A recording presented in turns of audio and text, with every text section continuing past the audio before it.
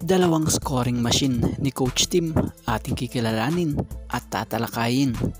And Roger Pugoy, may saktong date na ang pagbabalik sa hardcourt ngayong January. Yan nga ang mga dapat nyong malaman.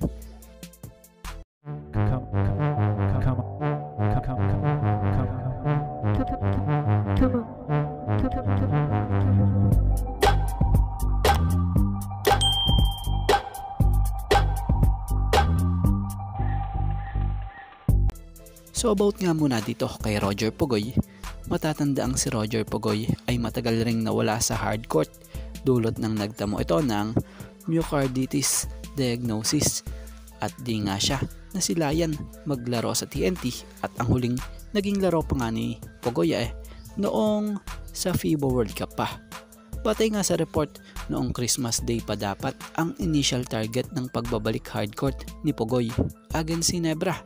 But mas pinili na nga lang ng kampo ng TNT na hindi madaliin ang pagbabalik nito dahil need pangaraw po ni Roger Pugoy na mas maging better shape and build more leg strength.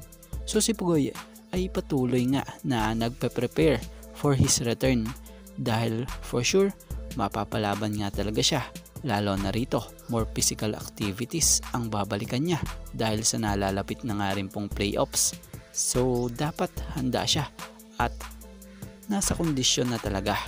So para sa opinion natin tama naman rin ang ginawa ng TNT na hindi nila pinuwersa or minadali ang pagbabalik ni Roger Pugoy nung Christmas game at mas pinili nila itong ipahinga para nga sa pagbabalik niya ay mas prepare pa siya at mas kondisyon pa siya.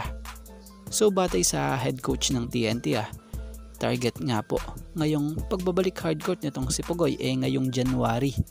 So January 14 nga po sa final day ng PBA Commissioner's Cup sa elimination kung saan makakaharap pa nga nila ang pumapangalwa sa standings na Phoenix Super LPG. So bago nga po tayo magpatuloy, baka naman po pwedeng maka-request kahit isang subscribe lang po. At kung makakabigat naman po para sa inyo, kahit isang like na lang po. Maraming salamat po.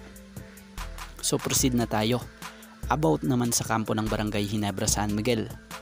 So sa estado ng Ginebra ngayon ay nasa estado sila ng alanganin kung makakakuha nga ba sila ng twice to beat advantage para sa playoffs dahil na nga sa nasa pang-5 standing sila ngayong ongoing PBA Commissioner's Cup 48 season sa elimination.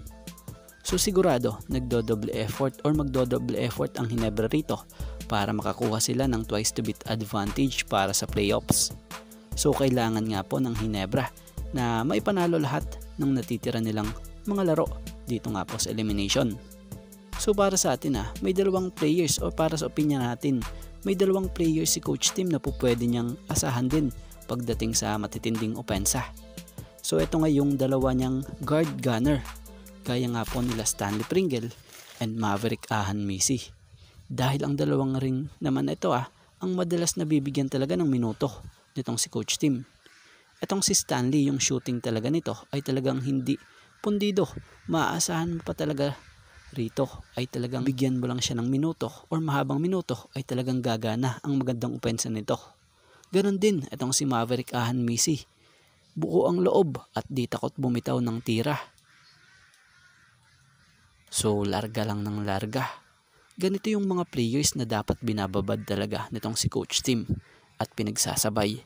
So batay lang to sa opinion natin dahil solid yung opensa talaga nila So sa ngayon nga na ongoing itong liga, itong si Stanley Pringle nag-average nga po ito sa Ginebra ng 6.33 points per game, 2.22 rebounds per game, and 2.11 assists per game.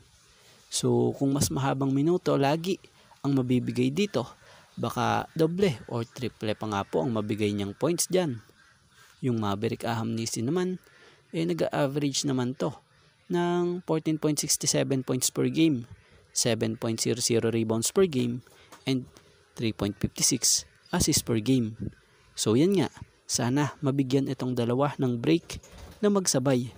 Total, di rin naman po gumagamit ng maraming players itong si Coach Tim, diba?